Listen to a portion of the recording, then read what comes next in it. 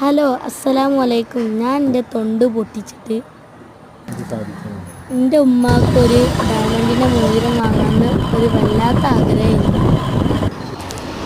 അത് വാങ്ങാൻ ഞങ്ങൾ ചമ്പ്രവട്ടത്തുള്ള അറേബ്യൻ ജ്വല്ലറി പോയി. ഞങ്ങൾ നല്ല മോതിരം സെലക്ട് ചെയ്തു വാങ്ങി.